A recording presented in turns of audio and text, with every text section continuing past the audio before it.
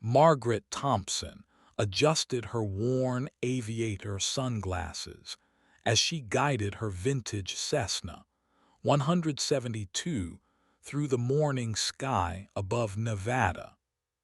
The 62-year-old grandmother had been flying this route for over 3 decades, delivering medical supplies to remote communities scattered across the desert landscape.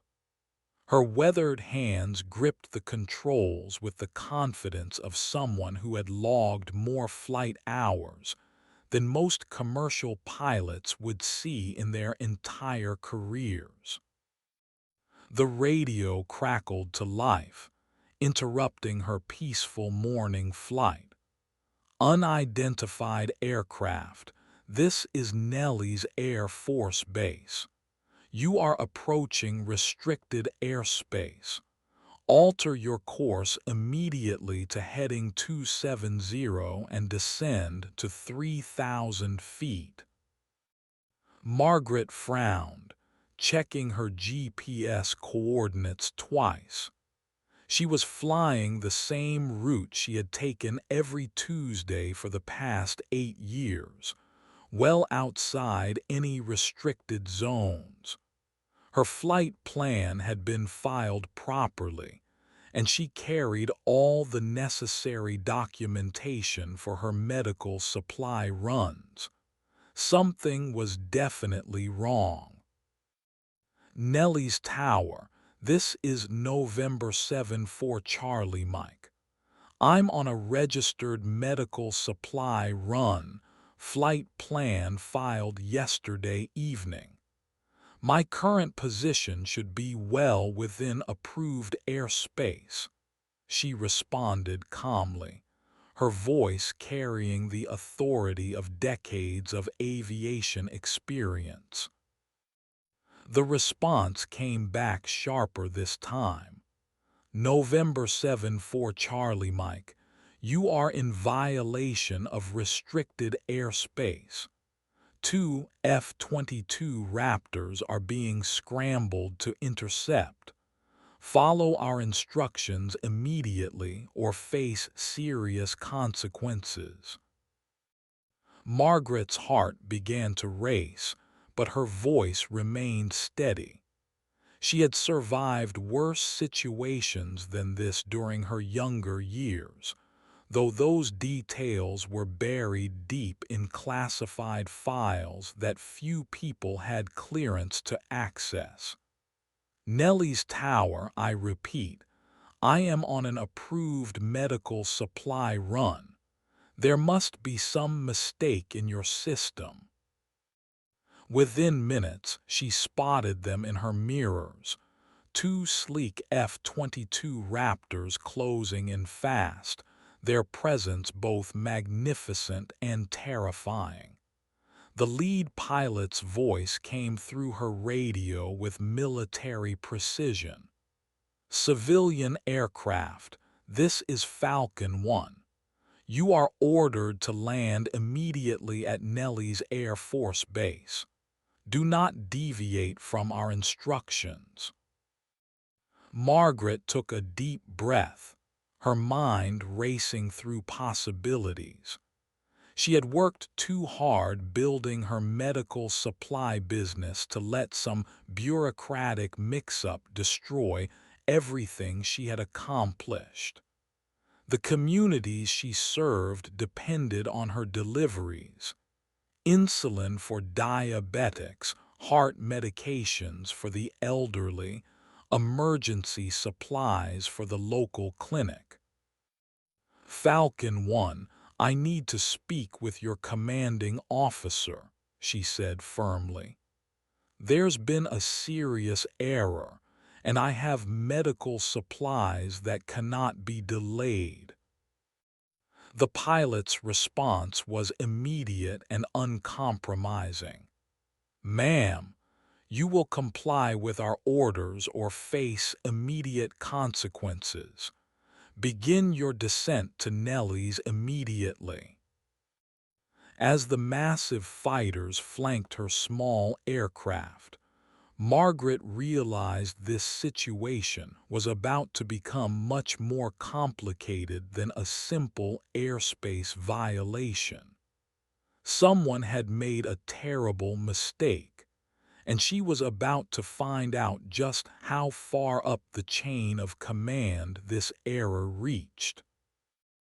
The desert floor rushed up to meet them as she began her forced descent, wondering what had gone so wrong with what should have been a routine medical supply run. Her peaceful morning had just become something entirely different. Margaret's hands remained steady on the controls as she followed the F-22s toward Nellie's Air Force Base, her mind already working through the implications of what was happening. She had dealt with military bureaucracy before, though under very different circumstances. This time, however, she was just a civilian pilot caught in what appeared to be a massive administrative error. The lead F-22 pilot continued his stern instructions. Civilian aircraft, maintain current heading and altitude. Any deviation will be considered a hostile act. The tone left no room for argument, but Margaret had heard that kind of authoritative voice countless times in her past.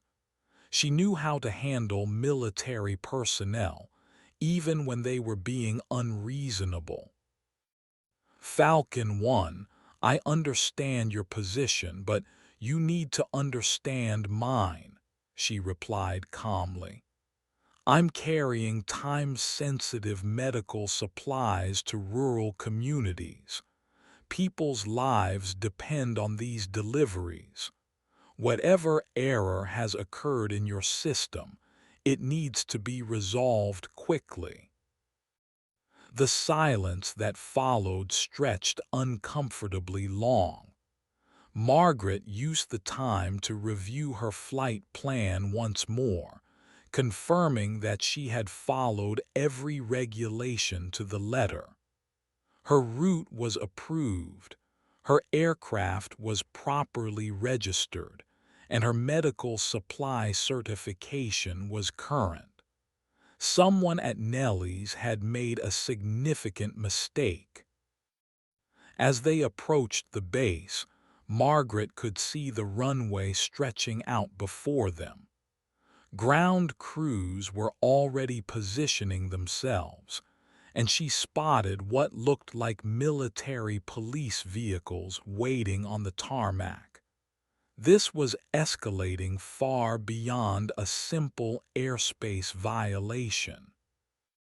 Falcon 1, before we land, I need you to contact Colonel James Mitchell at the Pentagon, she said, her voice taking on a tone of quiet authority that hadn't been there before.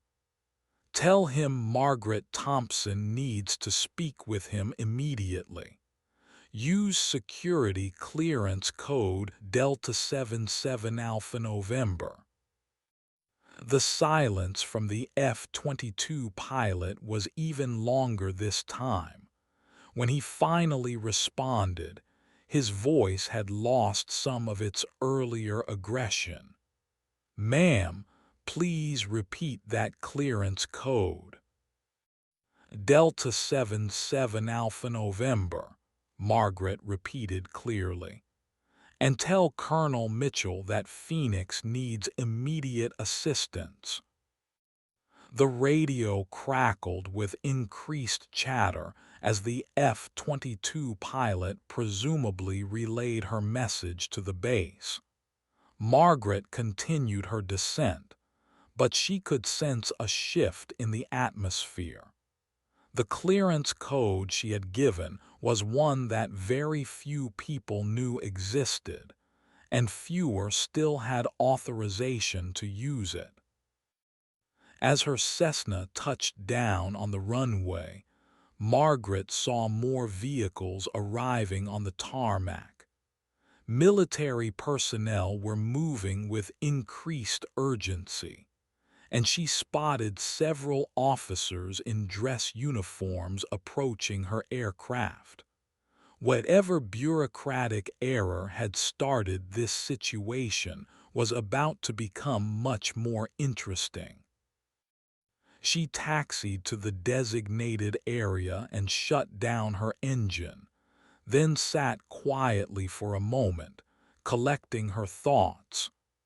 The last time she had used that clearance code was over 15 years ago, during a situation that was still classified at the highest levels. She had hoped never to need it again. The knock on her aircraft door came sooner than expected. Margaret opened it to find a young Air Force lieutenant standing at attention, his expression uncertain. "Ma'am, Colonel Mitchell is on the phone. He needs to speak with you immediately." Margaret climbed down from her aircraft, her movements deliberate and controlled. She had hoped her past would remain buried, but sometimes the past had a way of catching up with you when you least expected it. The medical supplies in her cargo hold would have to wait. The young lieutenant led her toward a military vehicle where a secure phone waited. As they walked, Margaret noticed the respect in the way the ground crew stepped aside for her. Word was already spreading that this was not an ordinary civilian pilot who had wandered into restricted airspace. Margaret took the phone with steady hands. "Hello, James." "Phoenix, what in the hell are you doing flying medical supplies in Nevada?" Colonel Mitchell's voice was a mixture of relief and exasperation. "Half the Pentagon just went into emergency session when your clearance code came through the system." "I'm delivering insulin to diabetic patients in rural communities," she replied simply. "It's what I do now, James. I run a medical supply business." "Well, you just triggered every alarm we have. The airspace you were flying through was redesignated as restricted 3 days ago due to a classified operation. The change wasn't properly disseminated to civilian flight control." Margaret felt a familiar surge of anger at military incompetence. "So you scrambled F-22s to intercept a grandmother delivering medicine because someone couldn't update their paperwork properly." "We didn't know it was you until 30 seconds ago," Mitchell replied. "The system showed an unidentified aircraft ignoring direct orders in restricted airspace. Protocol demanded an intercept." "And now?" Margaret asked, though she already knew the answer. "Now we have a situation. Your presence here is going to raise questions we're not prepared to answer. Questions about why a civilian pilot has access to Delta 7 clearance codes." Margaret watched as more military personnel gathered around her aircraft, their faces showing confusion and curiosity. She had built a quiet life for herself after retiring from her previous career, but quiet was about to become impossible. "James, I need my medical supplies delivered. People are waiting for them, and some of those medications can't wait until tomorrow. Phoenix, you know I can't just let you fly out of here like nothing happened. There are protocols. There are also people who will die without their medications, Margaret interrupted.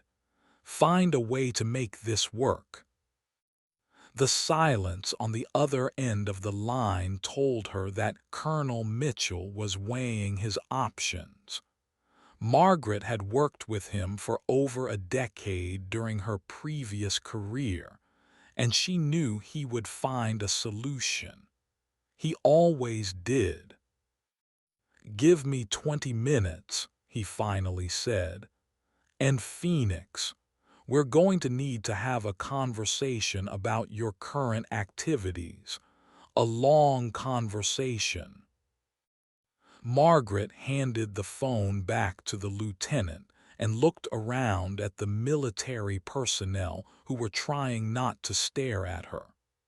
She had spent the last 15 years building a reputation as a reliable medical supply pilot, serving communities that larger companies ignored. Now that carefully constructed identity was about to collide with a past she had hoped to leave behind. The young lieutenant who had escorted her cleared his throat nervously. "Ma'am, Colonel Richardson would like to speak with you while we wait for instructions from the Pentagon." Margaret nodded, recognizing the name. Richardson was the base commander, and he would be looking for answers she wasn't sure she could provide. The balance between her old life and her new one was about to be tested in ways she had never anticipated. As they walked toward the base commander's office, Margaret found herself hoping that her past wouldn't destroy the future she had built. The communities she served didn't care about her previous career. They only cared that she showed up every week with the medications they needed to survive. But the military had long memories, and some secrets were too important to stay buried forever. Margaret realized that her quiet retirement might be coming to an end, whether she wanted it to or not. Colonel Richardson was waiting in his office, a man in his early 50s with the bearing of someone who had spent his entire career in the Air Force. He stood as Margaret entered, his expression professional but curious.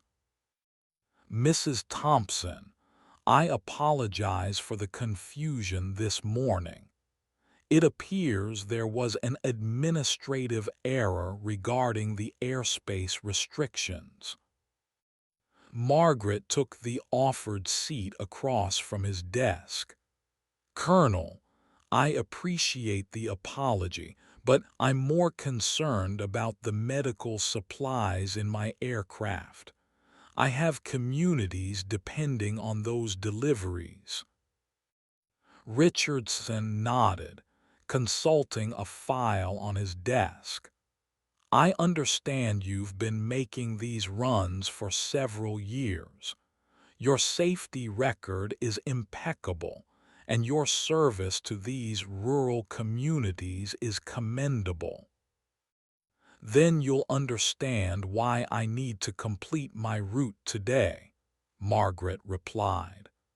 "Some of these medications are time-sensitive, and the nearest pharmacy is over 200 miles away from some of these communities. That's what makes this situation so unusual," Richardson said, leaning forward. "Your clearance code triggered alerts all the way to the Pentagon. I've been ordered to detain you until further notice." Margaret felt a familiar frustration building. The same bureaucratic inefficiency that had driven her to retirement was now threatening the work she had built her new life around. "Colonel, detaining me helps no one. The people waiting for these supplies don't care about Pentagon alerts or clearance codes. They care about staying alive. Mrs. Thompson, I'm sure you understand that I have my orders. However, I'm also aware that your situation is unique." Richardson's carefully chosen words suggested he knew more than he was letting on. "What exactly do you know about my situation?" Margaret asked directly. "I know that civilian pilots don't typically have access to Delta 7 clearance codes. I also know that when those codes are used, it gets attention from people much higher up the chain of command than me." Margaret studied the colonel's face, trying to determine how much he actually knew versus how much he was guessing.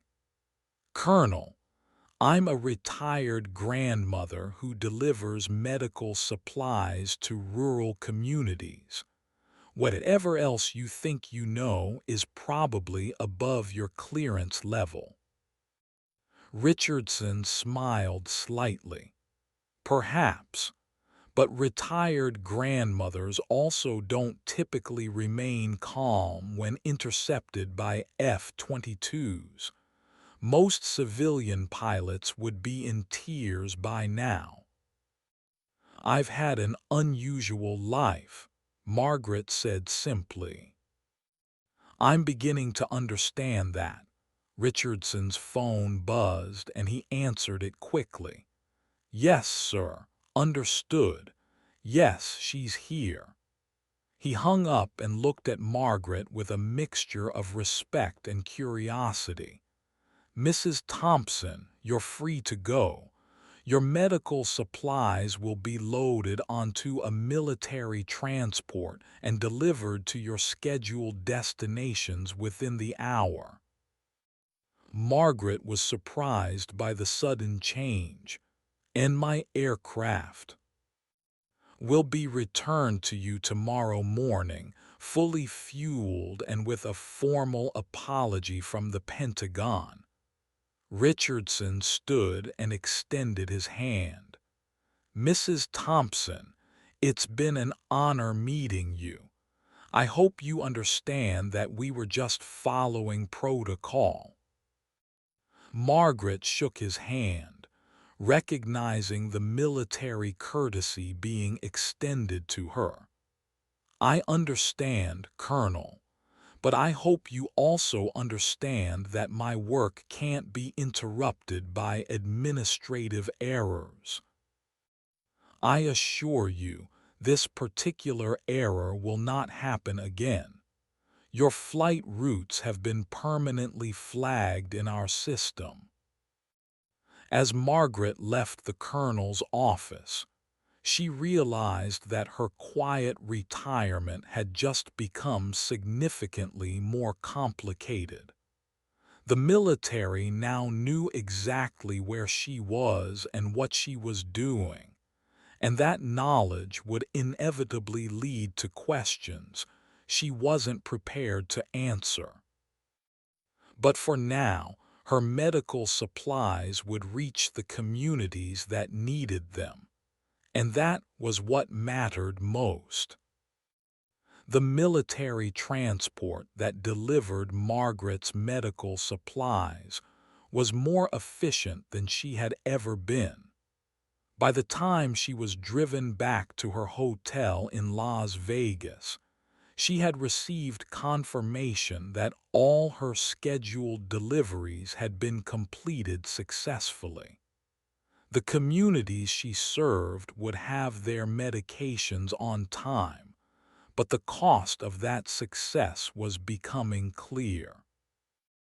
Her phone had been ringing constantly for the past 3 hours. The number was blocked, but she knew who was calling. The Pentagon wanted answers, and they weren't going to wait much longer for them. Margaret finally answered on the 15th ring. "Hello, James. Phoenix, we need to talk tonight." "I figured as much. Where?" "Your hotel, room 1247, 1 hour." Margaret looked around her modest hotel room and sighed. She had been hoping for a quiet evening before her return flight to California in the morning. Instead, she was about to have the conversation she had been dreading for 15 years. Colonel Mitchell arrived precisely 1 hour later, accompanied by a woman in civilian clothes who introduced herself as Sarah Chen from the Department of Defense. Margaret noted the irony that her past was catching up with her through someone who shared the same last name as the identity she had retired from. "Phoenix, we need to discuss your current activities," Mitchell began without preamble. "A Delta 7 clearance holder operating as a civilian medical supply pilot raises questions we're not prepared to answer." "Then don't answer them," Margaret replied. "I'm retired, James. I deliver medicine to people who need it, that's all." "It's not that simple," Sarah interjected.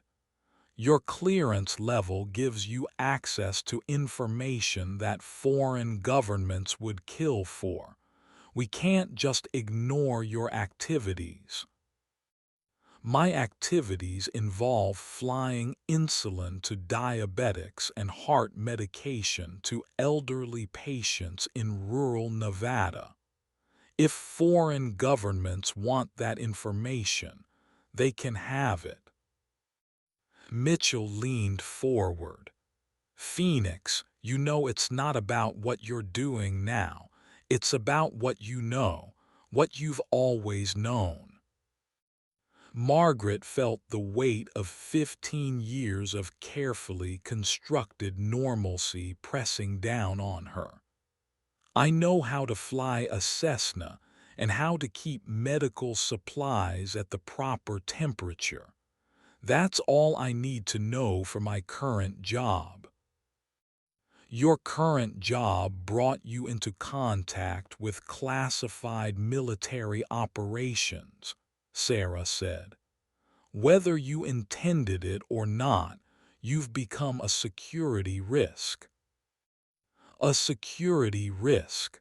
Margaret's voice took on an edge that hadn't been there before. "I spent 23 years of my life serving this country. I earned the right to retire and live quietly." "And you have been living quietly," Mitchell acknowledged. "But today's incident changes things. Too many people know about your clearance code now. Questions are being asked." Margaret stood and walked to the window, looking out at the Las Vegas lights. "What questions?" "Questions about why a civilian pilot has access to codes that are supposed to be restricted to active military personnel in the highest levels of intelligence operations." "And what answer are you planning to give?" Margaret asked without turning around. "That depends on you," Sarah said. "We can classify this incident and make it disappear, but only if you agree to certain conditions." Margaret turned back to face them. "What conditions?" "Regular security briefings. periodic evaluation of your activities, and immediate notification if you encounter anything unusual during your medical supply runs. You want me to be a spy again, Margaret said flatly. We want you to be aware, Mitchell corrected. The communities you serve are in areas that see a lot of unusual activity. Drug trafficking, illegal border crossings, occasionally other things. Having someone with your training and experience in the area could be valuable. Margaret considered the offer. She had built her medical supply business specifically to serve communities that were ignored by larger companies. The idea of using that work as cover for intelligence gathering felt like a betrayal of the trust those communities had placed in her. And if I refuse, then this incident becomes part of an ongoing investigation into security breaches involving classified clearance codes, Sarah said. Your business license could be revoked, your pilot's license suspended pending review. The communities you serve would lose their medical supply deliveries. Margaret felt a familiar anger building, the same anger that had driven her to retirement in the first place. You're threatening the people I serve to get me to cooperate. We're protecting national security, Sarah replied. Sometimes that requires difficult choices. No, Margaret said firmly. You're protecting bureaucratic inefficiency. Today's incident happened because someone couldn't update their paperwork properly.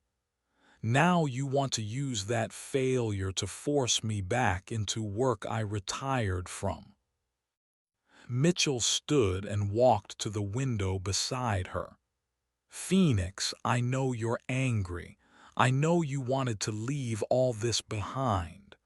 But the world doesn't work that way. Your skills, your experience, your knowledge, they're too valuable to waste. They're not being wasted, Margaret said. They're being used to save lives in a different way. The communities I serve have mortality rates that would shock you, James. Not from foreign enemies or terrorist attacks, but from lack of access to basic medical care. Then help us help them, Sarah said. Work with us and we can ensure your medical supply runs continue. We might even be able to expand your operation, bring in additional funding.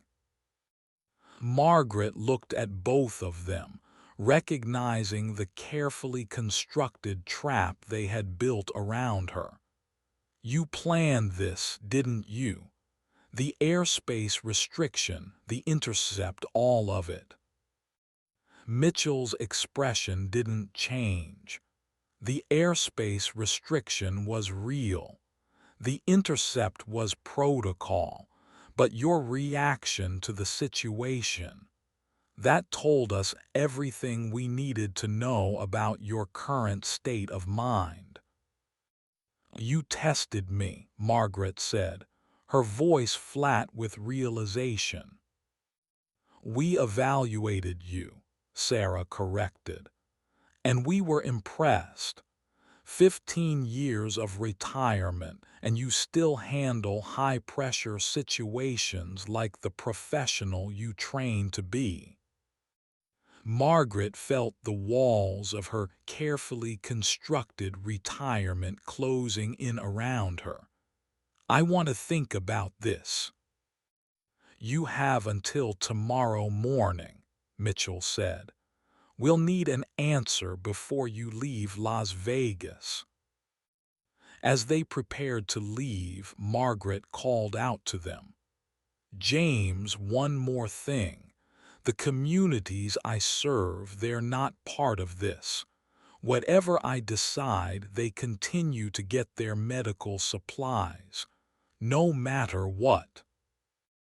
Mitchell nodded. "You have my word, Phoenix. Those people will be taken care of." After they left, Margaret sat alone in her hotel room, staring at the phone number for the rural clinic she supplied. She had built a life based on helping people who needed it most, and now that life was being used as leverage to pull her back into a world she had tried to leave behind. The choice they were offering wasn't really a choice at all.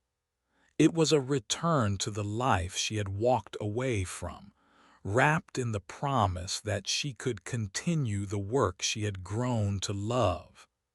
But she knew that once she agreed, there would be no going back. Margaret spent the night walking the Las Vegas Strip, trying to clear her mind and think through her options. The neon lights and crowds of tourists provided a stark contrast to the quiet desert communities she had come to know so well. By morning, she had made her decision.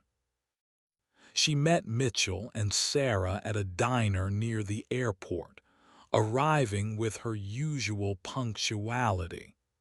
They were already seated in a corner booth, coffee cups cooling in front of them. "I've made my decision," Margaret said as she sat down. "And?" Mitchell asked. "I'll work with you, but on my terms. My medical supply runs continue exactly as they have been.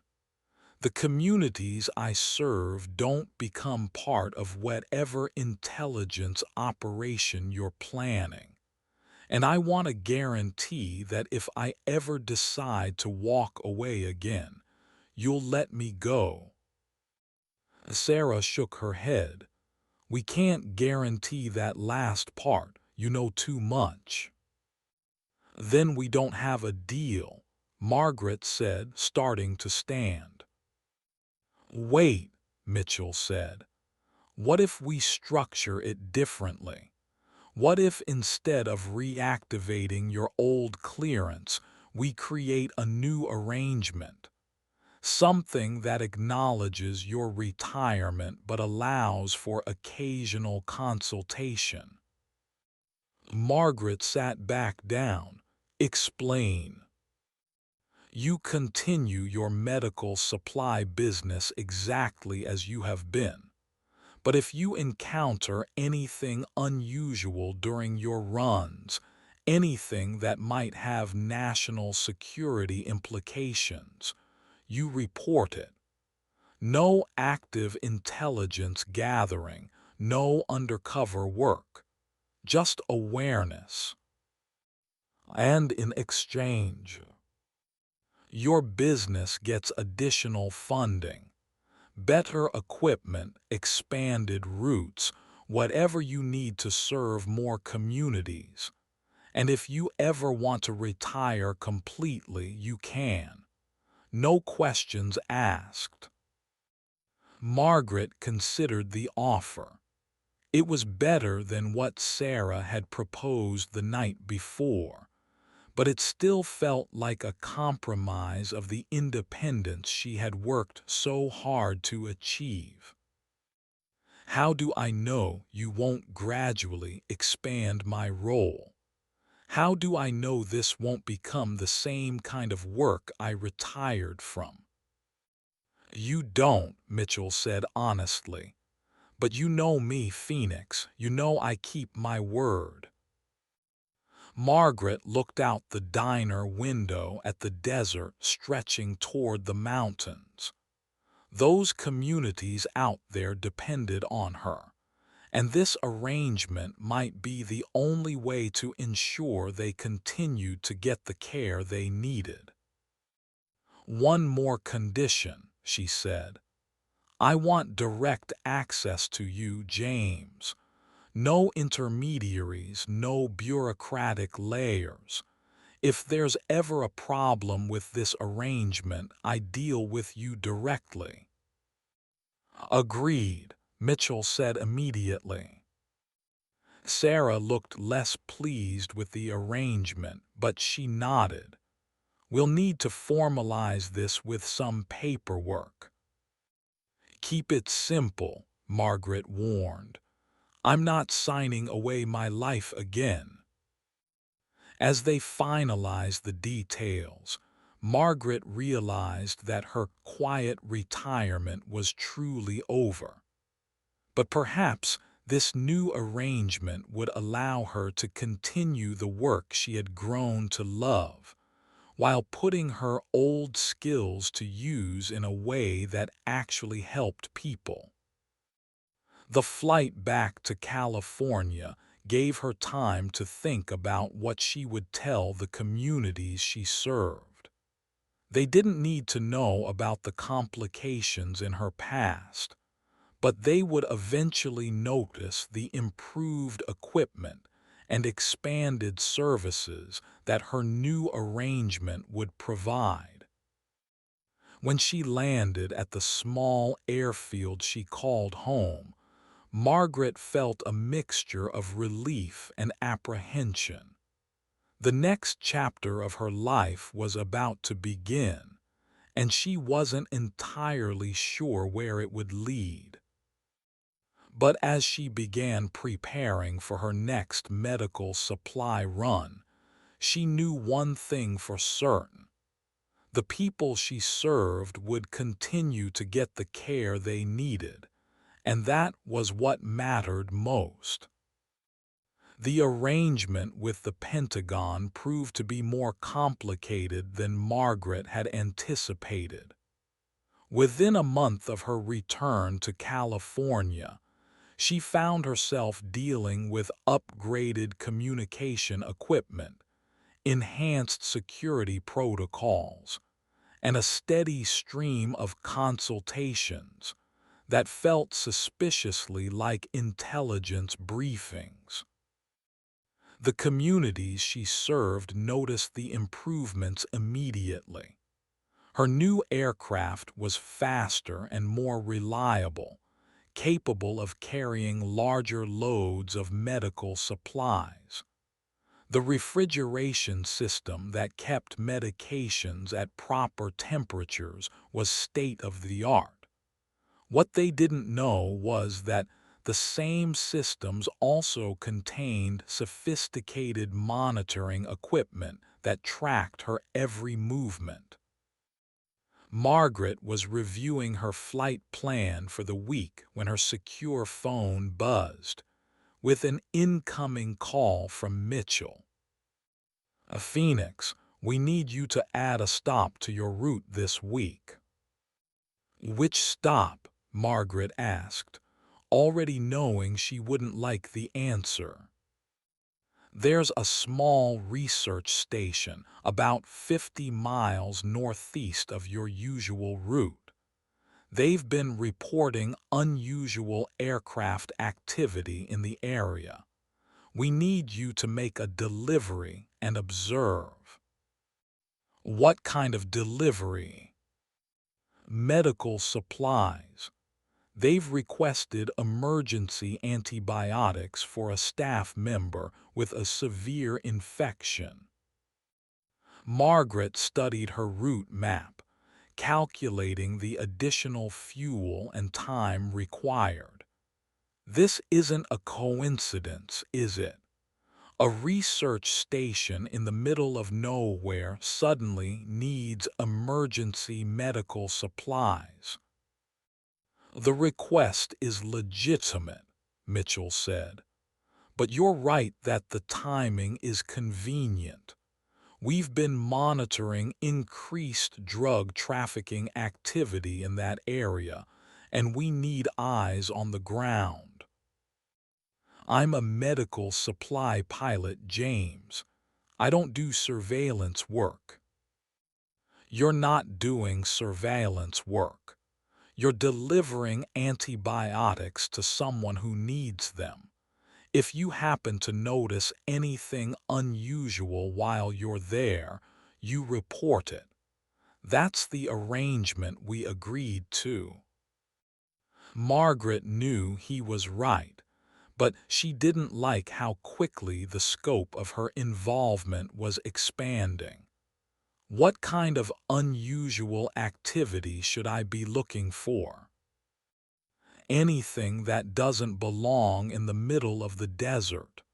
Vehicles, aircraft, construction activity, people who shouldn't be there. After ending the call, Margaret spent the rest of the morning researching the research station. According to public records, it was a legitimate geological survey operation studying groundwater resources in the region. The staff of 12 included hydrologists, geologists, and support personnel. Everything appeared normal on the surface.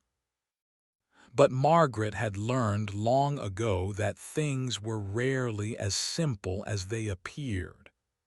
The research station was located in an area that would be perfect for smuggling operations, remote, lightly monitored, with multiple escape routes across difficult terrain. 2 days later, Margaret was flying her new route when she spotted the research station. From the air, it looked exactly like what it claimed to be, a small cluster of buildings surrounded by drilling equipment and geological survey markers. But as she circled to land on the makeshift airstrip, she noticed details that didn't quite fit.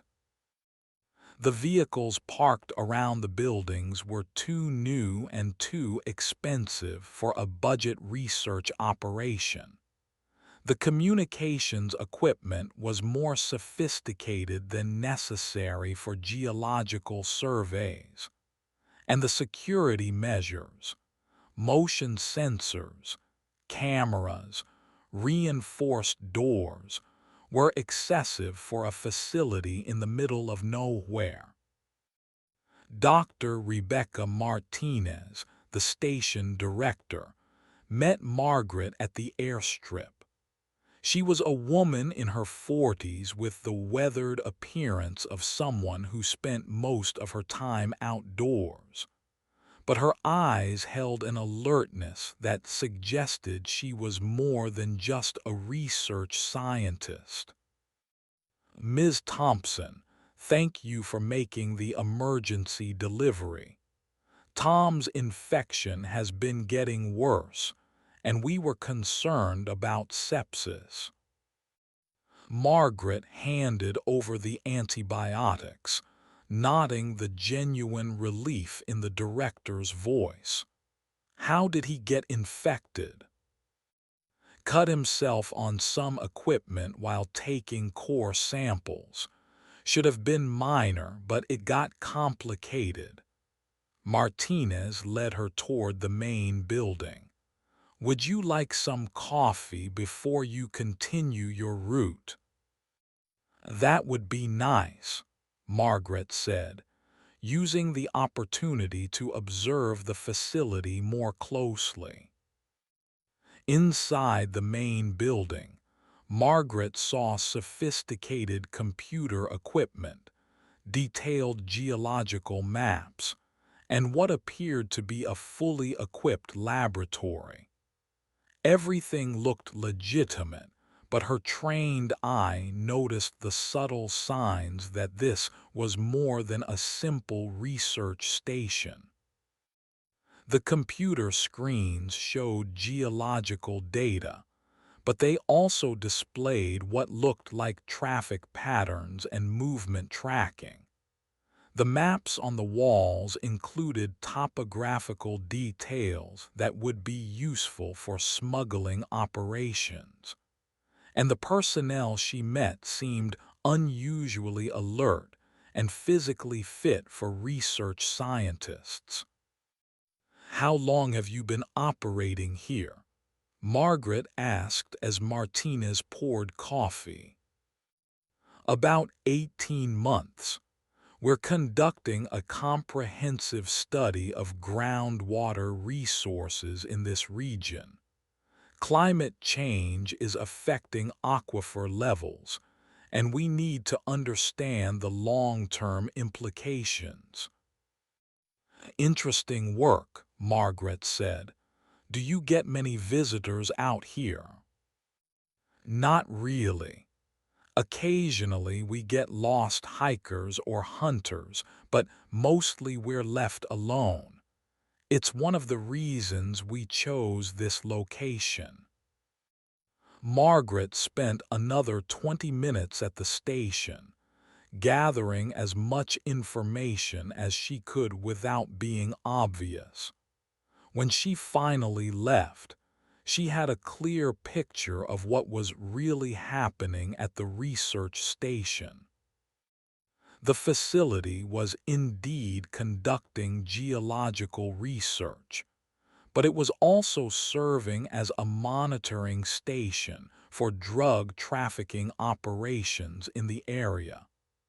The sophisticated equipment was tracking smuggling routes, and the staff was gathering intelligence on criminal organizations operating in the region. It was exactly the kind of operation that Margaret had been involved in during her previous career, and she recognized the signs immediately. The question was whether this was a legitimate law enforcement operation or something more problematic. She waited until she was back in California before calling Mitchell. "The research station is a front," she reported. "They're monitoring drug trafficking operations in the area. The question is, are they law enforcement or something else?" "What makes you think they're not legitimate researchers?" Margaret described what she had observed, from the sophisticated surveillance equipment to the unusual alertness of the staff. "James, I've run enough operations to recognize one when I see it. The question is whether this is one of ours or someone else's." "We'll look into it," Mitchell said. "Good work, Phoenix. This is exactly the kind of information we need." After ending the call, Margaret sat in her office, staring at the map of her medical supply routes. The research station was just one stop on a route that served dozens of communities across the desert Southwest. If there were other operations like it, she would eventually encounter them. Her quiet retirement was becoming more complicated by the day, but at least she was using her skills to help people who needed it. The communities she served were getting better medical care, and she was helping to combat the drug trafficking that plagued the region. It wasn't the life she had planned, but it was a life that made a difference, and for now that was enough. The weeks following her visit to the research station brought a steady stream of requests from Mitchell. What had started as occasional consultations became regular intelligence-gathering missions disguised as medical supply runs. Margaret found herself mapping smuggling routes, identifying suspicious aircraft, and reporting on unusual activity throughout the desert Southwest. The communities she served were thriving with the improved medical supplies and faster delivery times her new arrangement provided. But Margaret was increasingly concerned about the expanding scope of her involvement. The line between delivering medical supplies and conducting intelligence operations was becoming harder to distinguish. Her concerns were validated when she received a call from Dr. Martinez at the research station. "Ms. Thompson, we need another emergency delivery. One of our staff members has been injured in an accident." Margaret checked her schedule. "I can be there tomorrow morning. What kind of injury?" "Compound fracture of the leg. We've stabilized him, but he needs surgical supplies and pain medication before we can transport him to a hospital." The request seemed legitimate, but Margaret had learned to be suspicious of coincidences. "How did the accident happen?" "He fell into one of our test holes. Poor visibility at dawn, and he didn't see the excavation." Margaret agreed to make the delivery, but she spent the rest of the day researching recent activity in the area. What she found made her increasingly uncomfortable with the situation. According to her sources, there had been a significant increase in drug trafficking activity in the region over the past month. Several major smuggling operations had been disrupted, and law enforcement agencies were reporting increased cooperation from sources in the field. The research station was perfectly positioned to monitor these activities, and Margaret was beginning to suspect that her medical supply runs were being used as cover for intelligence operations she hadn't agreed to participate in. When she arrived at the research station the next morning, she found a very different atmosphere than during her previous visit. The staff seemed tense, and there was an urgency in their movements that suggested something significant was happening. Dr. Martinez met her at the airstrip, but this time she wasn't alone. Two men in desert camouflage accompanied her, both carrying weapons and moving with the disciplined precision of military personnel. "Ms. Thompson, thank you for coming so quickly. Tom is in a lot of pain and we're concerned about infection." Margaret handed over the medical supplies, noting the relief in Martinez's voice. But she also noticed that the injured man was lying on a stretcher near the main building, surrounded by more armed personnel than seemed necessary for a simple accident. "How many people are working at this station now?" Margaret asked. "Our staff varies depending on the project requirements," Martinez replied evasively.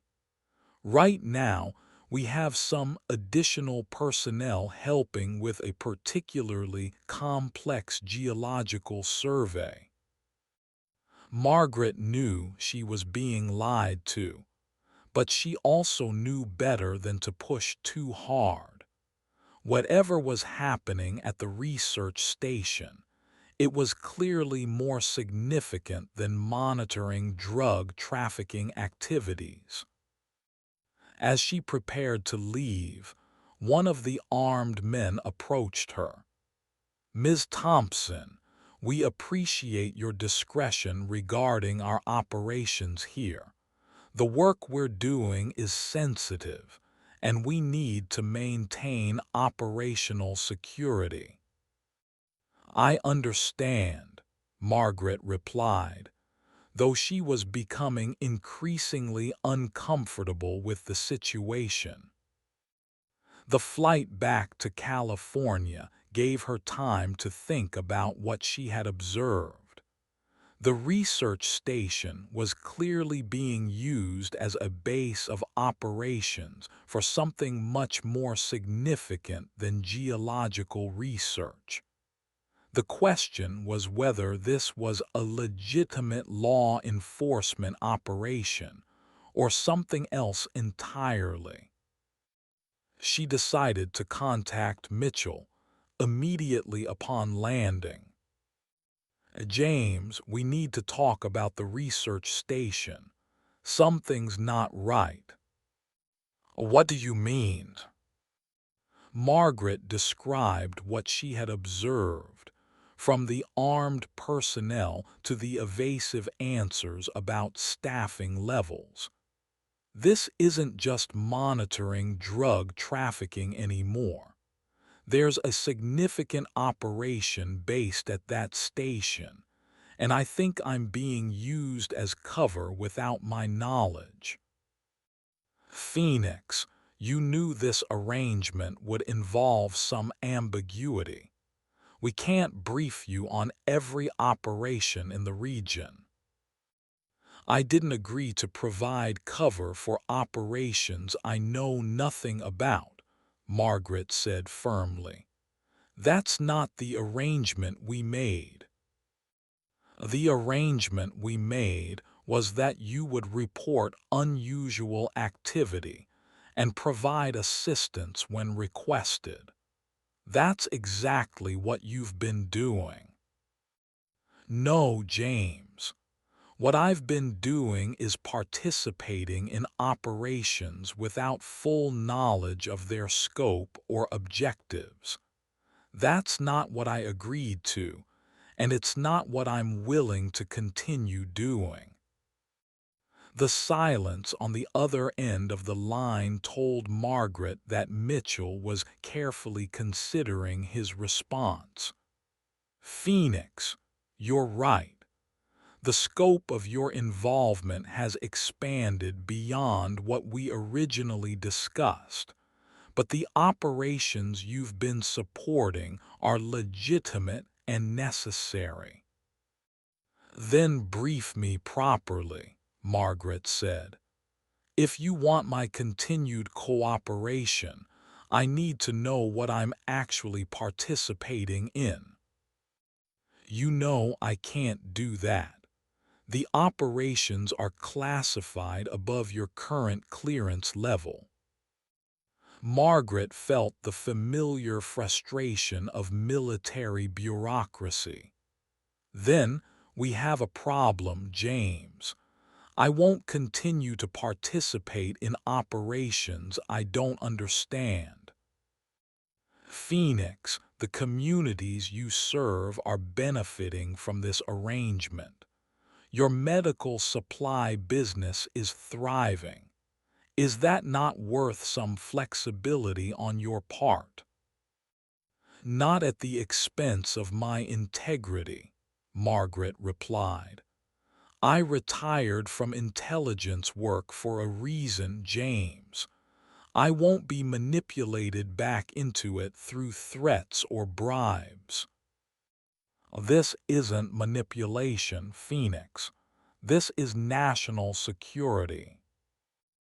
"National security built on lies and deception. Sound familiar?"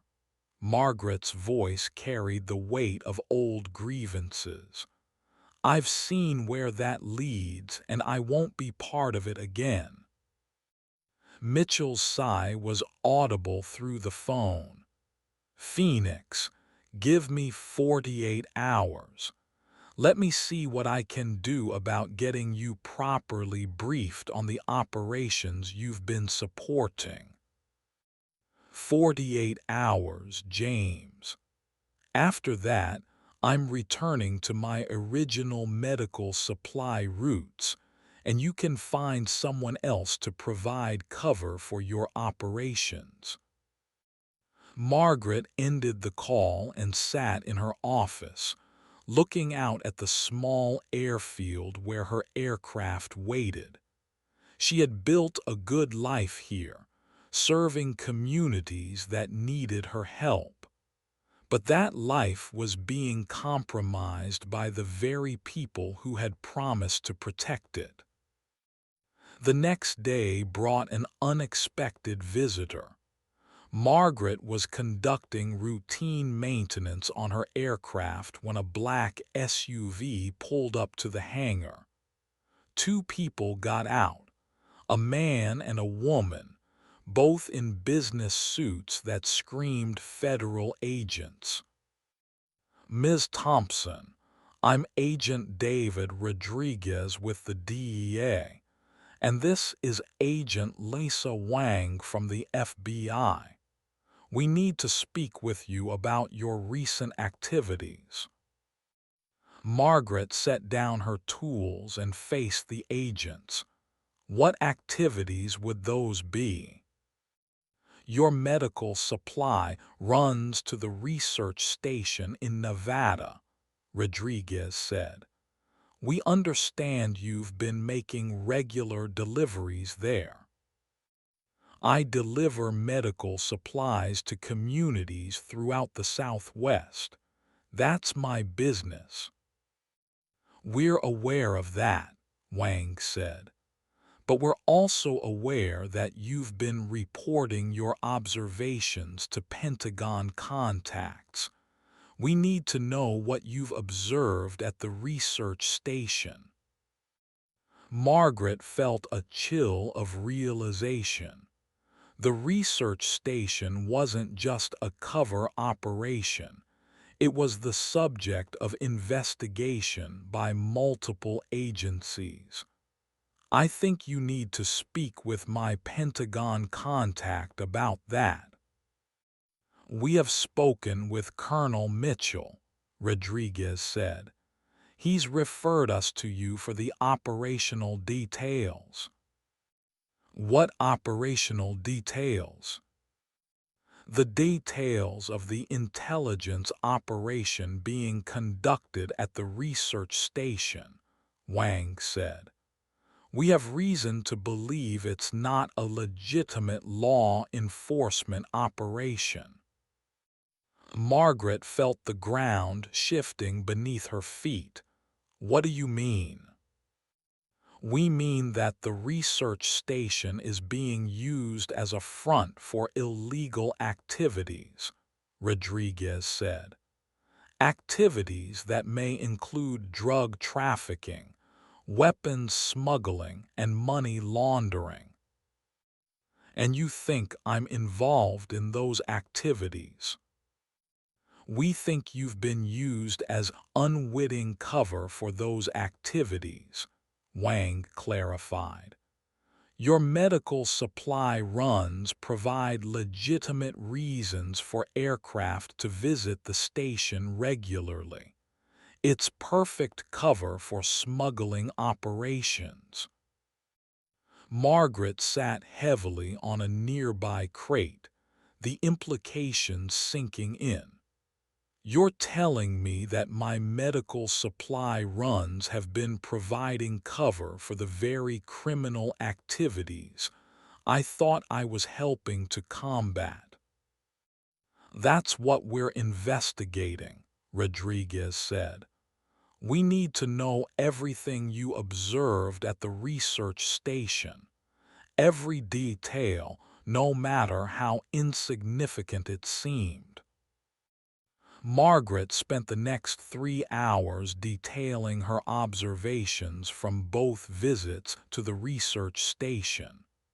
The sophisticated equipment, the unusually alert staff, the armed personnel, The evasive answers about operations, everything she had reported to Mitchell as indicators of a legitimate intelligence operation. This is consistent with what we've observed from satellite surveillance, Wang said after Margaret finished her account. The station is definitely being used for more than geological research. But who's running it? Margaret asked.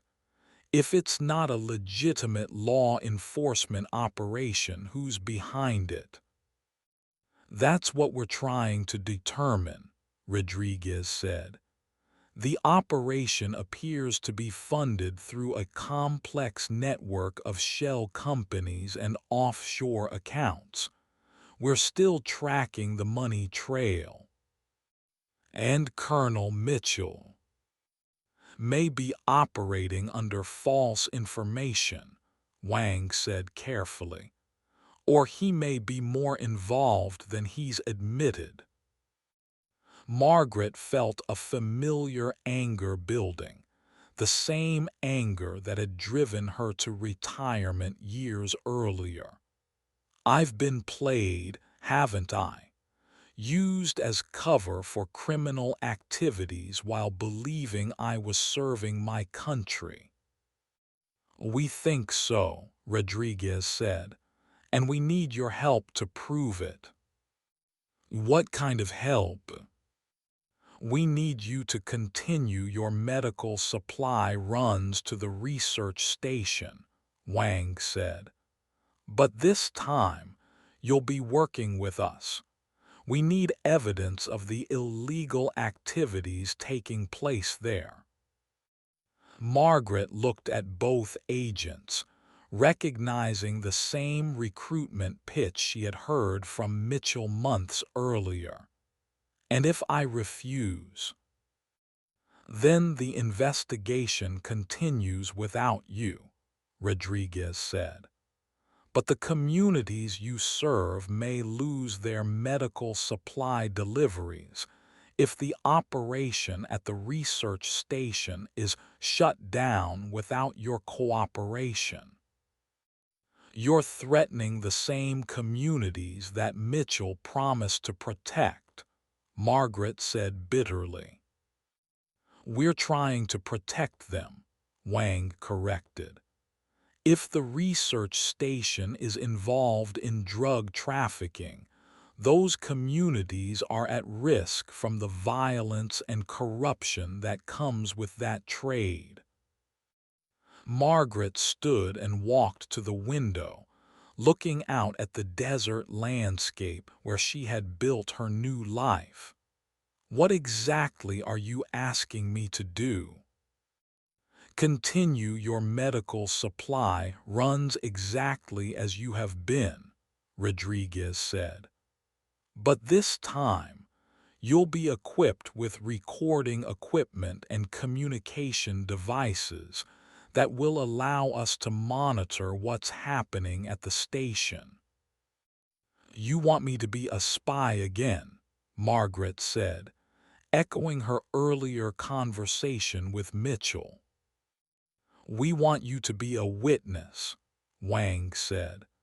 Someone who can provide evidence of criminal activities so we can shut them down and protect the communities you serve. Margaret considered the offer. She had been manipulated once by people she trusted, used as cover for activities she didn't understand. But this time, she had a chance to help expose the truth and protect the people she had come to care about. I want guarantees, she said finally. I want guarantees that the communities I serve will continue to receive medical supplies regardless of what happens with this investigation. And I want guarantees that my involvement will be limited to observation and reporting. We can agree to those terms, Rodriguez said. And I want direct communication with your supervisors, Margaret added. No more intermediaries, no more being kept in the dark about the operations I'm supporting. Wang nodded. We can arrange that. One more thing, Margaret said. I want to know what Colonel Mitchell's real involvement is in this operation. If he's been lying to me, I want to know. We'll share what we can, Rodriguez said. But some aspects of the investigation may remain classified. Margaret looked at both agents, weighing her options. She could walk away from all of it, return to her simple medical supply routes, and let someone else deal with the corruption and criminality. But the communities she served deserved better than that. All right, she said finally. I'll help you. But this is the last time I get involved in intelligence operations. After this is over, I want to be left alone to run my medical supply business in peace. Understood, Wang said. We'll be in touch within 24 hours with the equipment and briefing materials you'll need. As the agents left, Margaret realized that her quiet retirement was truly over. But this time, she was going into the situation with her eyes open, working to protect the communities she served rather than being used as cover for activities she didn't understand. The question was whether she could trust these new handlers any more than she had trusted Mitchell.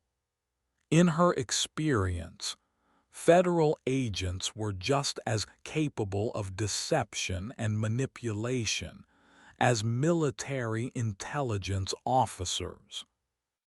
But for the sake of the communities that depended on her, she had to try. The equipment provided by the DEA and FBI was more sophisticated than anything Margaret had used during her previous career. Miniaturized cameras, audio recording devices, and communication systems that could transmit data in real time while appearing to be standard medical equipment. Agent Wang spent an entire day training Margaret on the equipment, emphasizing the importance of natural behavior and operational security. The key is to act exactly as you have been, she explained. No changes in routine, no obvious attempts to gather intelligence. Just observe and let the equipment do the work. Margaret practiced with the devices until she could operate them without conscious thought. The recording equipment was disguised as standard medical monitoring devices. The cameras were built into her medical supply containers, and the communication system looked like a standard GPS unit. What if they become suspicious? Margaret asked. Then you abort the mission and leave immediately, Wang replied. Your safety is more important than gathering evidence. And if they try to stop me from leaving? Then you use the emergency beacon we've provided. We'll have backup teams positioned within 20 minutes of the research station. Margaret appreciated the thorough preparation, but she also recognized the risks involved. If the research station was indeed a front for criminal activities, The people running it would be dangerous and well-armed. 2 days later, Margaret received a call that would test her new equipment and training. "Ms. Thompson, this is Dr. Martinez. We need an emergency medical delivery.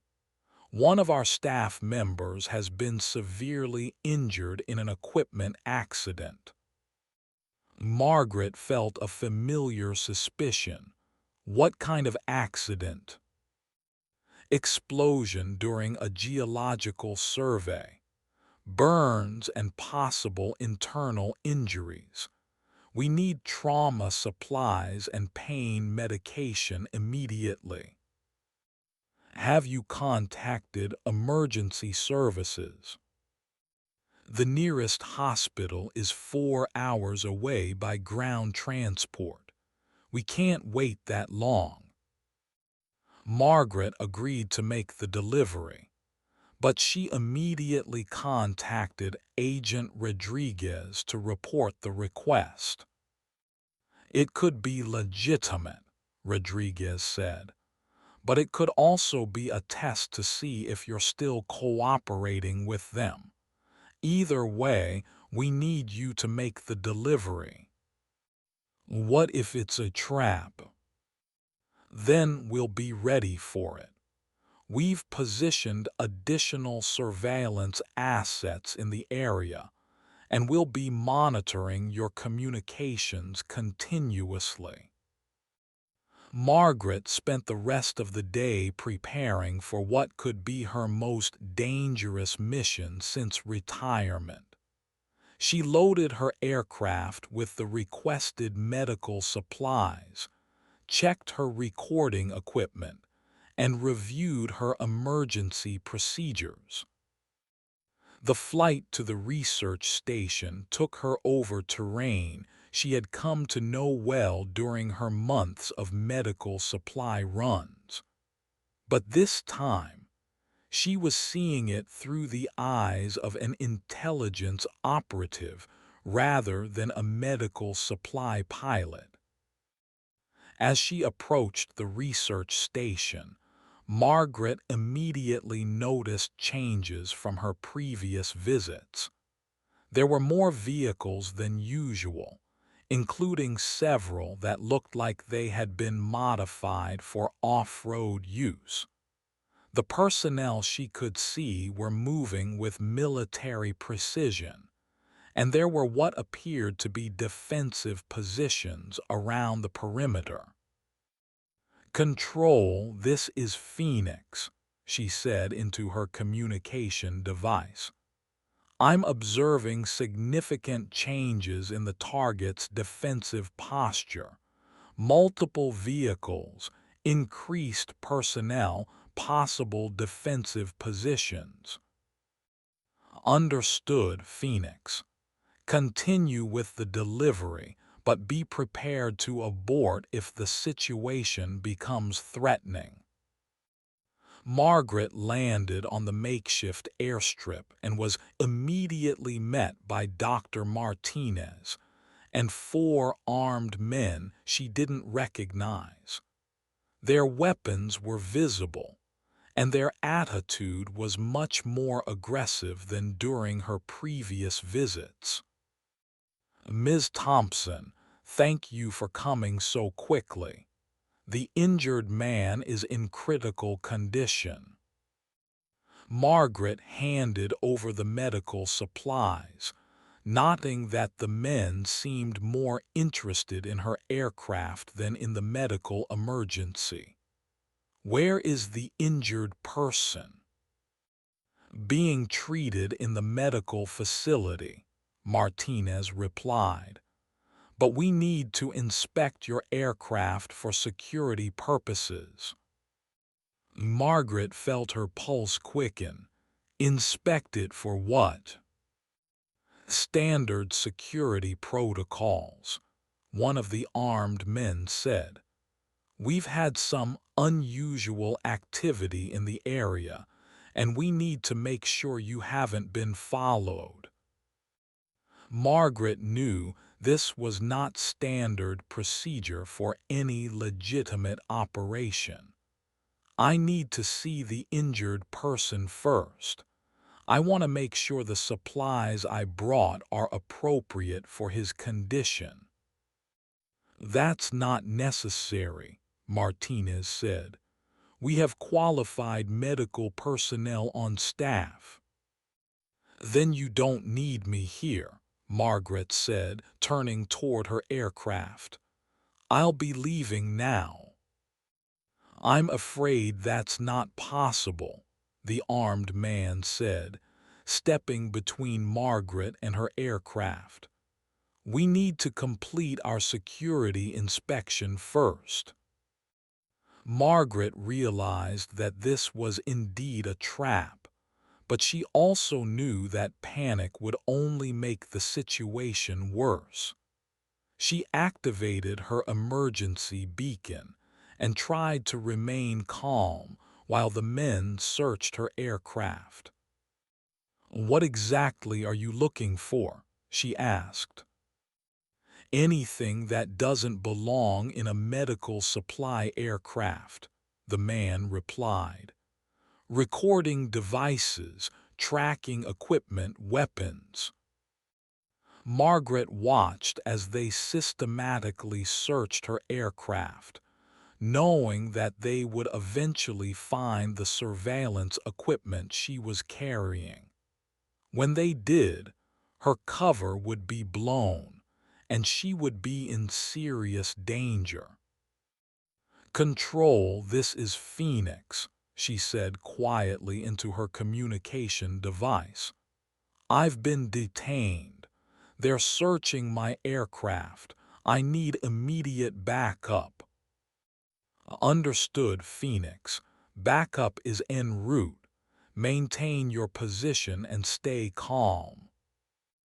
The search continued for another 10 minutes before one of the men emerged from her aircraft, carrying one of the disguised cameras. "Dr. Martinez, you need to see this." Margaret knew her time was up. Whatever was about to happen, she needed to be ready for it. The moment Dr. Martinez saw the recording equipment, her entire demeanor changed. The concerned research scientist disappeared, replaced by someone who was clearly accustomed to dealing with security threats. "Ms. Thompson, it appears you've been less than honest with us about your activities," Martinez said, her voice cold and professional. "This is sophisticated surveillance equipment, not medical supplies." Margaret decided that maintaining her cover was no longer possible. "I'm delivering medical supplies to communities that need them. Whatever else you think I'm doing is your imagination." "Your imagination seems to involve recording our activities and transmitting information to outside parties," one of the armed men said, holding up the communication device. "That's not the behavior of a simple medical supply pilot." "Then maybe you should ask yourself why a simple medical supply pilot would need to record your activities," Margaret replied, her voice taking on the authority of her former career. "What are you doing here that requires this level of security?" Martinez smiled, but it wasn't a pleasant expression. "We're conducting geological research, just as we've always told you. But we're also protecting our research from industrial espionage and foreign intelligence operations." "By holding a medical supply pilot at gunpoint." "By protecting our operations from people who aren't what they claim to be," Martinez said. "You're not just a medical supply pilot, are you, Ms. Thompson? Your flight patterns, your reactions to stressful situations, your equipment, none of it is consistent with a civilian pilot." Margaret realized that her cover had been blown long before this visit. They had been watching her, analyzing her behavior and preparing for this confrontation. "What do you want?" "We want to know who you're working for and what information you've already transmitted," Martinez said. "And we want to know what other operations you've been involved in." "I work for the communities I serve. I deliver medical supplies to people who need them. That's all." "That's not all," one of the armed men said. "We've been monitoring your communications. We know you've been reporting to Pentagon contacts and federal agencies. We know you have high-level security clearances." Margaret felt a chill of realization. If they had been monitoring her communications, they knew about her arrangement with Mitchell and her recent contact with the DEA and FBI. They might also know about the backup teams that were supposedly en route. "Where are your backup teams, Ms. Thompson?" Martinez asked, as if reading her thoughts. "We've been jamming communications in this area for the past hour. Your federal friends have no idea what's happening here." Margaret looked around at the armed men surrounding her, calculating her options. She was outnumbered and outgunned, but she had survived worse situations during her previous career. The key was to remain calm and look for opportunities. "What kind of geological research requires communications jamming and armed security?" she asked. "The kind that discovers things that powerful people don't want discovered," Martinez said. "We've found evidence of illegal dumping, groundwater contamination, and environmental crimes that could cost certain corporations billions of dollars." "And you think I'm working for those corporations?" "We think you're working for people who want to shut down our research before we can expose the truth," Martinez said.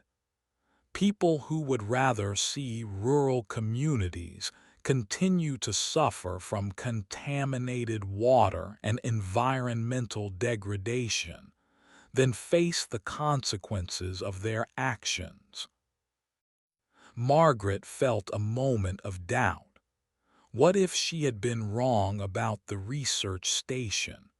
What if it really was a legitimate operation trying to expose environmental crimes? "Then why the secrecy?" she asked. "Why not work with environmental agencies and law enforcement?" "Because those agencies are compromised by the same corporations we're investigating," Martinez said.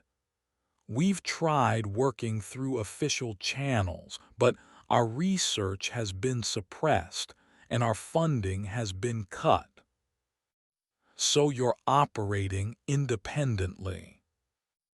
"We're operating with private funding from organizations that want to see the truth exposed," Martinez said.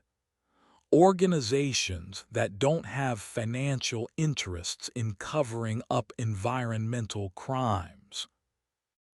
Margaret looked around at the sophisticated equipment and armed personnel. This is a very expensive operation for environmental research.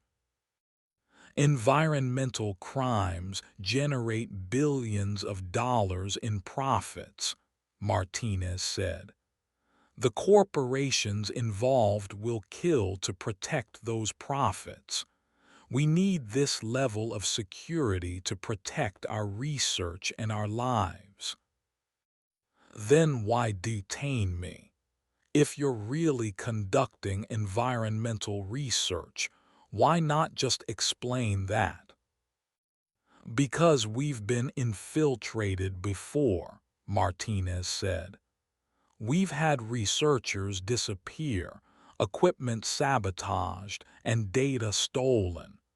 We can't afford to trust anyone who has connections to federal agencies.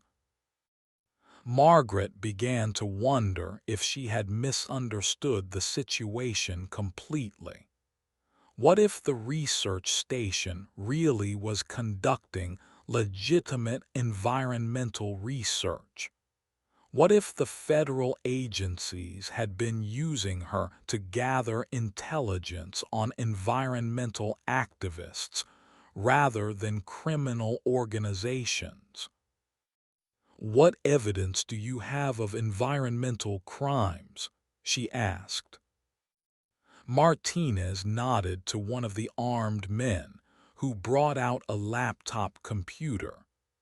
We've documented systematic contamination of groundwater supplies throughout this region, illegal dumping of industrial waste, improper disposal of mining byproducts, and deliberate contamination of water sources. The laptop screen showed maps, photographs, and chemical analysis reports that documented extensive environmental damage. Margaret recognized some of the locations from her medical supply routes, communities where she had noticed unusually high rates of certain medical conditions.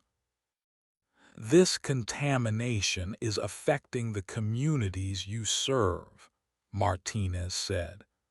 The medical supplies you deliver are treating symptoms caused by environmental poisoning.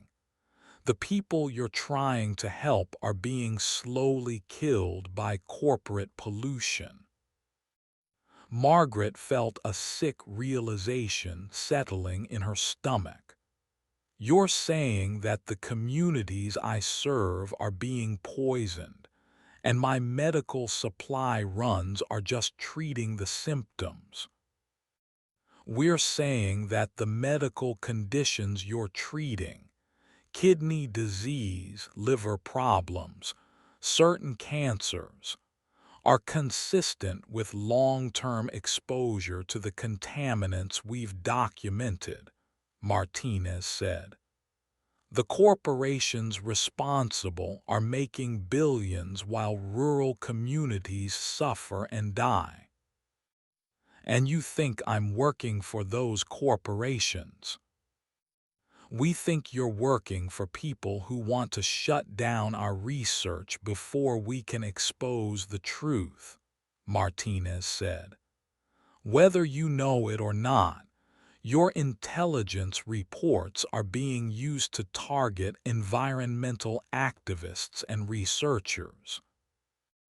Margaret looked at the evidence on the laptop screen, then at the armed men surrounding her.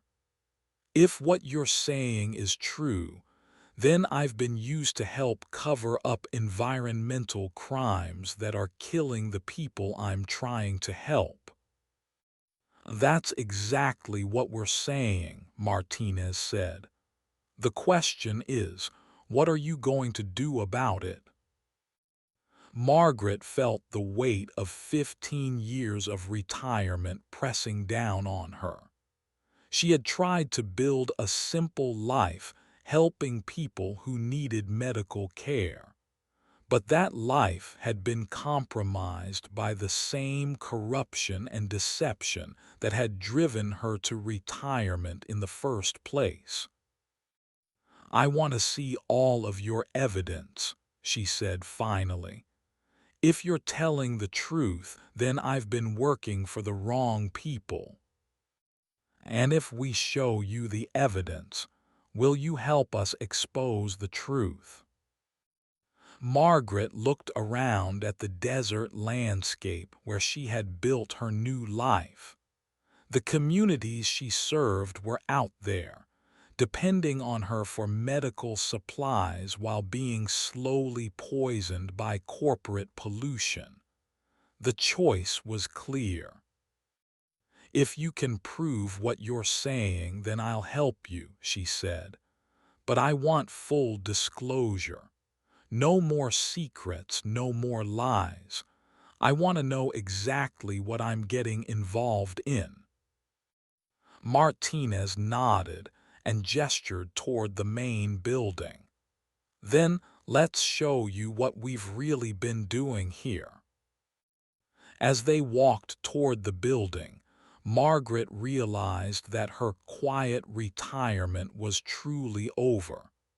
But this time, she was choosing to get involved rather than being manipulated into it. And this time, she would be working to protect the communities she served rather than providing cover for activities that harmed them. The question was whether she could trust these new allies any more than she had trusted her previous handlers. In her experience, environmental activists could be just as capable of deception and manipulation as government agents. But for the sake of the communities that depended on her, she had to try. The evidence that Dr. Martinez and her team had gathered was overwhelming. Detailed chemical analyses, photographic documentation, and witness statements painted a picture of systematic environmental destruction spanning decades. The contamination was far worse than Margaret had imagined, affecting water supplies, soil quality, and air quality throughout the region.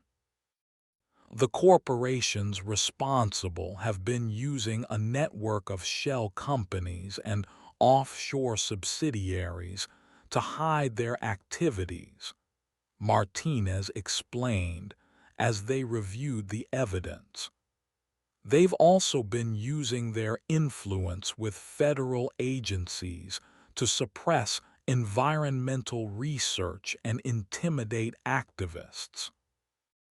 Margaret studied the maps showing contamination patterns, recognizing the locations of many communities she served.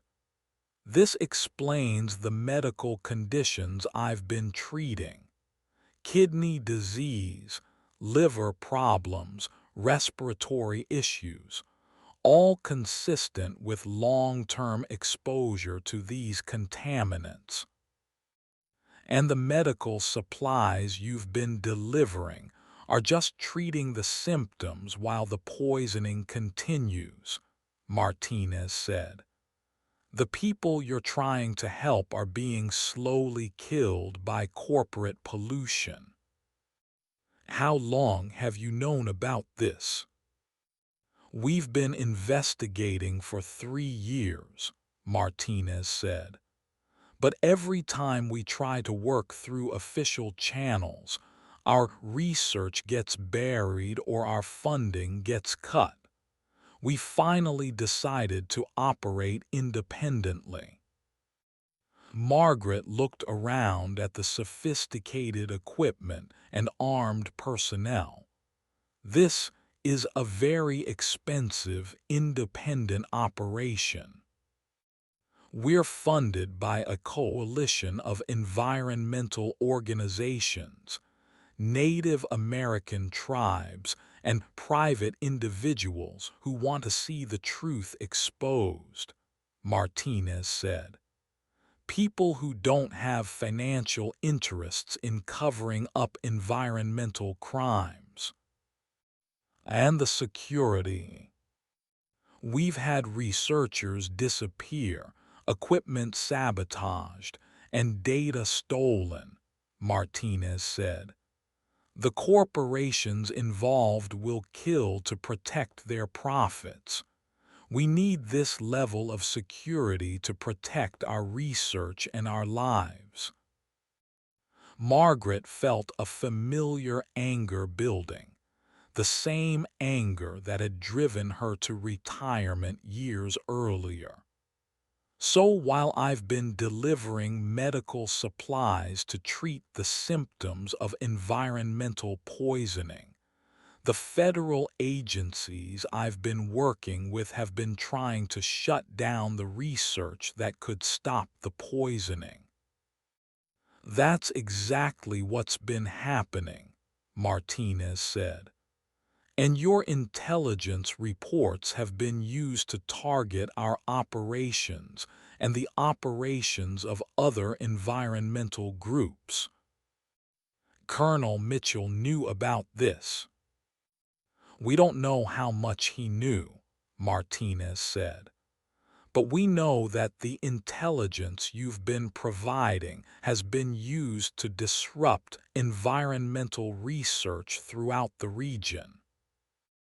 Margaret sat heavily in a chair, the full scope of her manipulation finally becoming clear. I've been used to help cover up environmental crimes that are killing the people I'm trying to help. You've been used, but you didn't know it, Martinez said. The question is, what are you going to do now that you know the truth? Margaret looked at the evidence spread out before her, then at the people who had spent 3 years risking their lives to gather it. I want to help expose the truth, but I need guarantees that the communities I serve will continue to receive medical supplies. We can arrange that, Martinez said. In fact, we can help you expand your medical supply operations to include treatment for environmental poisoning, chelation therapy, detoxification protocols, nutritional support, treatments that address the root causes rather than just the symptoms. And how do we expose the truth without getting killed?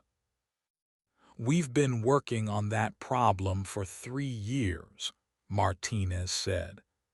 We need to get our evidence to journalists, environmental lawyers, and public health officials simultaneously. Too many people with too much visibility for the corporations to silence all of them. Margaret nodded, recognizing the strategy from her previous career. A coordinated media campaign with multiple sources of evidence. Exactly. But we need someone with your connections and credibility to help coordinate the effort. My connections are compromised, Margaret said. The people I've been working with are part of the problem.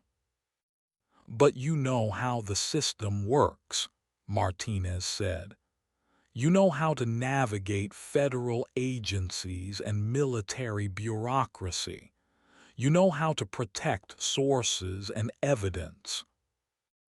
Margaret looked around at the research station, realizing that her skills from her previous career were exactly what was needed to expose the environmental crimes. What would you need me to do? Help us coordinate the release of our evidence, Martinez said. Help us protect our researchers and our data. Help us make sure the truth reaches people who can act on it. And the communities I serve will finally get the help they really need, Martinez said. Treatment for environmental poisoning, legal support for lawsuits against the corporations responsible, and political pressure to clean up the contamination. Margaret felt a sense of purpose that she hadn't experienced since her retirement. All right, I'll help you, but I want full transparency about everything we're doing.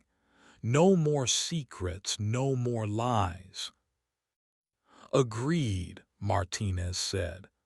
But you should know that once we start this campaign, there's no going back. The corporations involved will do everything they can to stop us. I've faced worse enemies than corporate executives, Margaret said. The question is, are you prepared for what they'll do to try to stop us? Martinez smiled grimly. We've been preparing for 3 years. The question is, are you prepared to become a target again? Margaret looked out at the desert landscape where she had built her new life. The communities she served were out there, depending on her for medical supplies while being slowly poisoned by corporate pollution. The choice was clear. I've been a target before, she said. I can handle it again.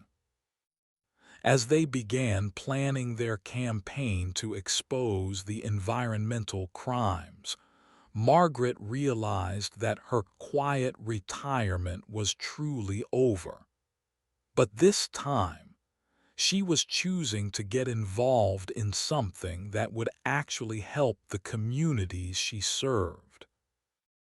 The question was whether they could expose the truth before the corporations involved found ways to silence them. In her experience, powerful interests were very good at protecting their profits, even when those profits came at the cost of human lives. But for the sake of the communities that depended on her, she had to try. The next few weeks were a whirlwind of activity as Margaret helped coordinate the most complex information warfare campaign of her career.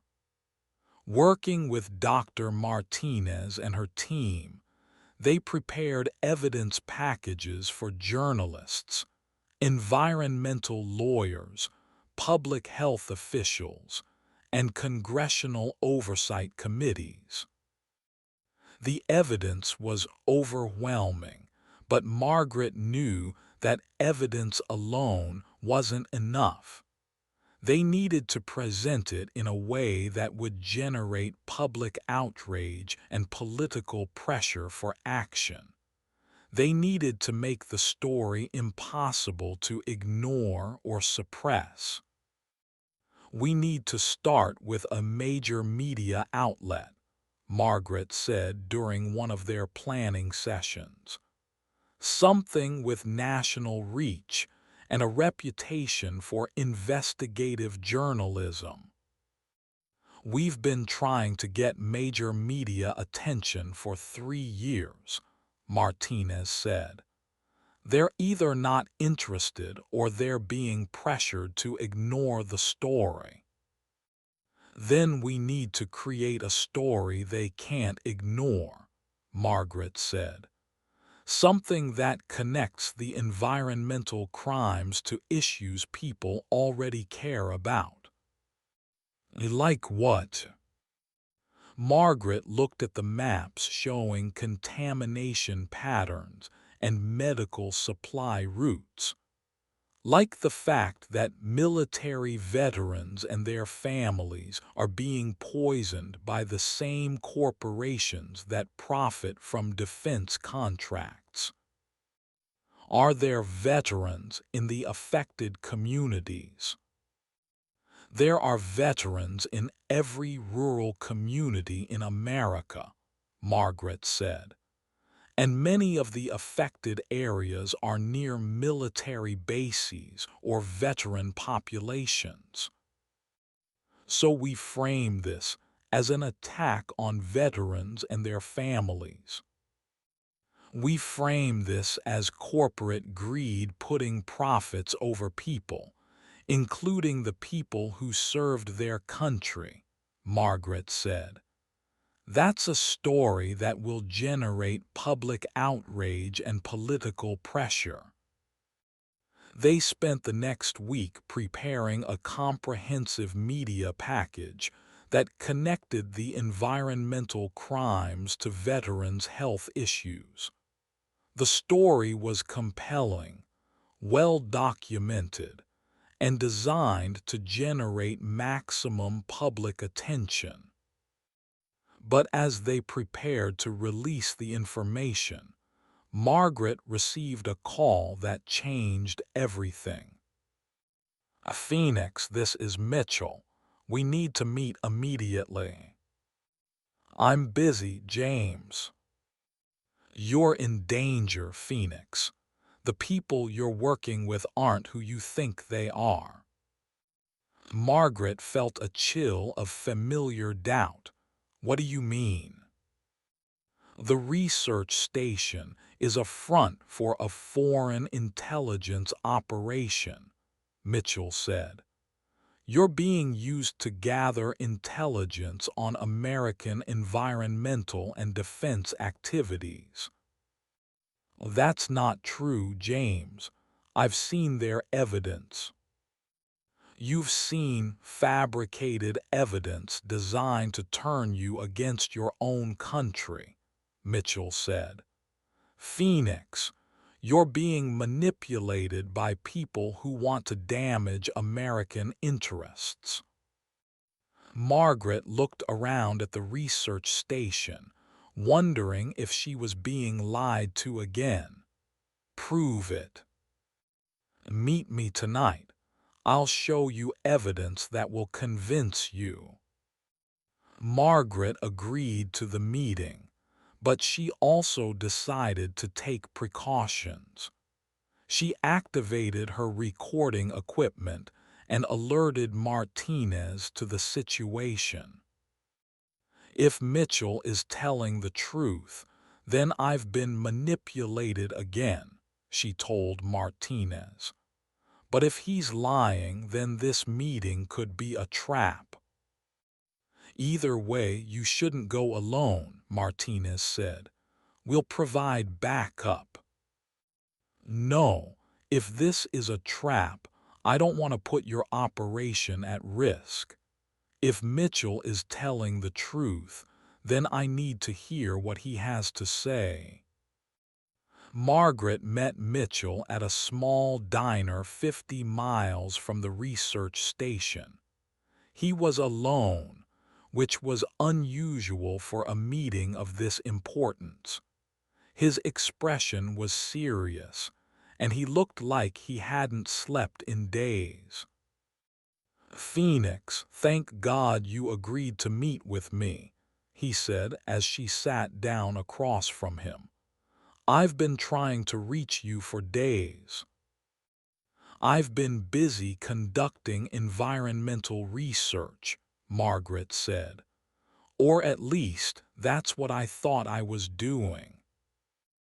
"You've been conducting intelligence gathering for a foreign operation," Mitchell said. "The research station is run by Chinese intelligence services. They're using environmental activism as cover to gather intelligence on American defense and energy operations." "Approve it." Mitchell pulled out a file folder and slid it across the table. Satellite photos, financial records, communication intercepts. The evidence is overwhelming.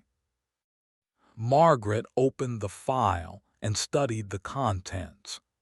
The satellite photos showed the research station from various angles, with annotations pointing out equipment and activities that weren't consistent with geological research.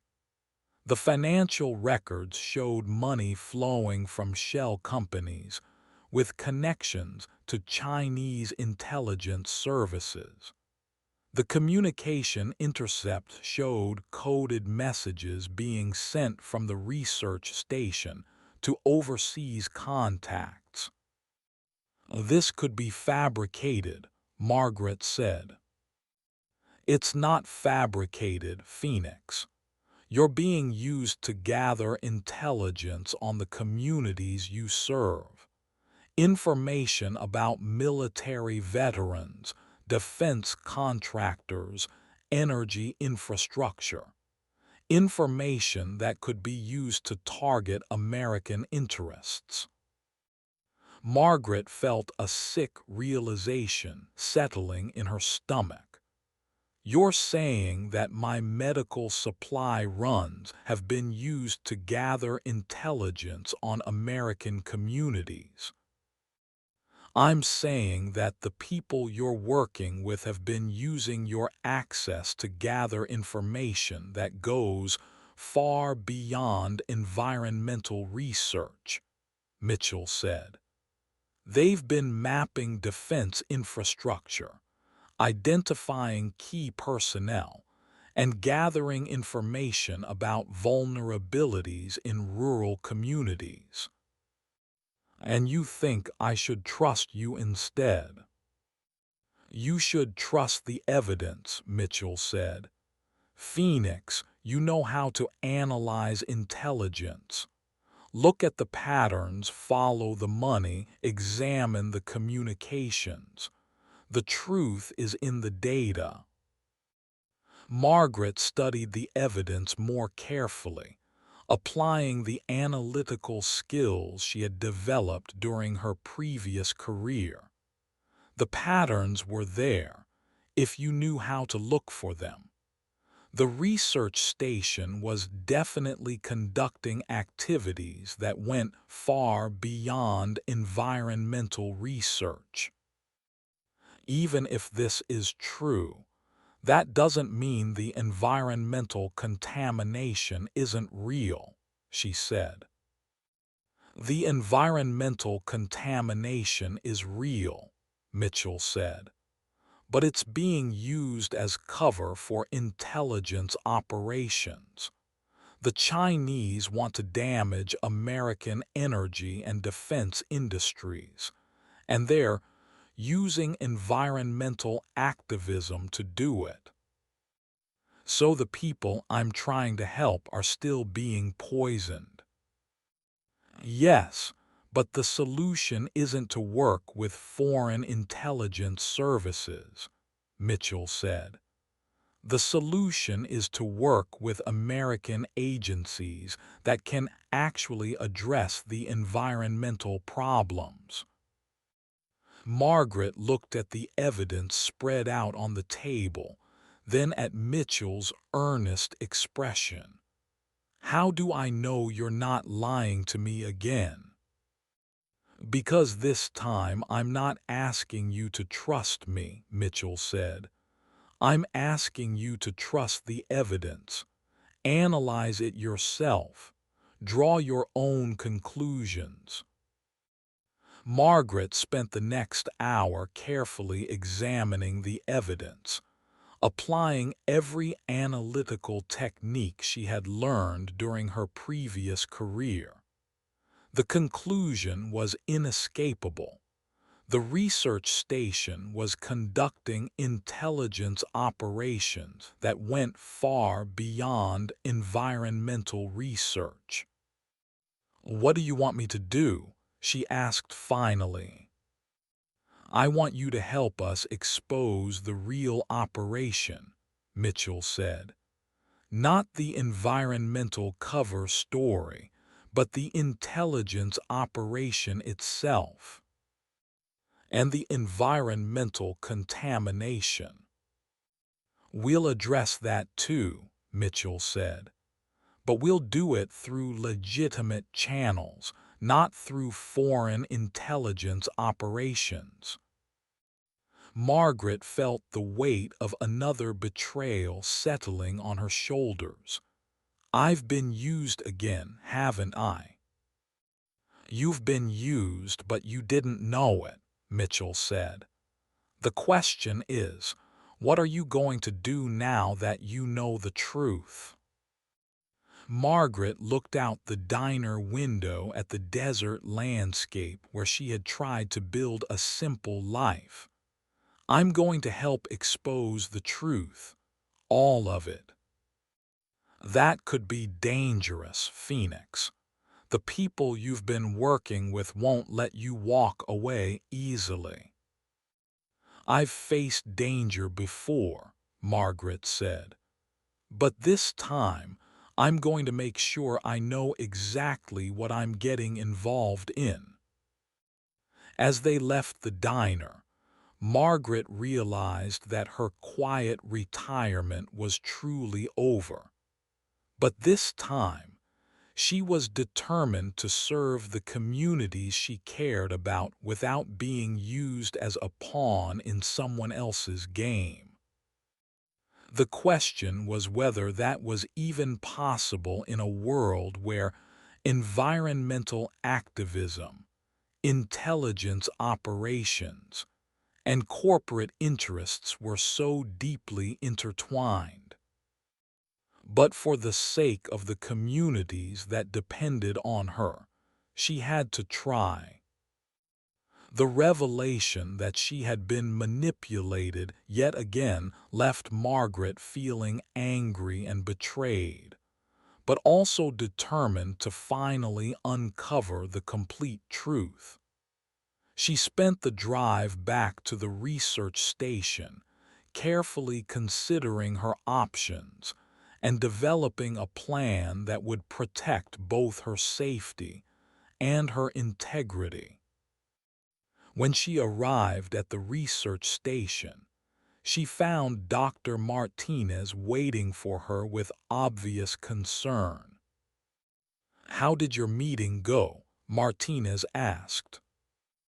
"It was enlightening," Margaret said carefully. "Colonel Mitchell showed me some interesting evidence about your operation here." Martinez's expression immediately became guarded. "What kind of evidence?" "Evidence that suggests your environmental research is cover for intelligence operations," Margaret said, watching Martinez's face carefully. "Evidence that suggests you're gathering information that goes far beyond environmental contamination." "Did you believe him?" "I'm trying to determine who I should believe," Margaret said. "Everyone I've worked with has lied to me about something."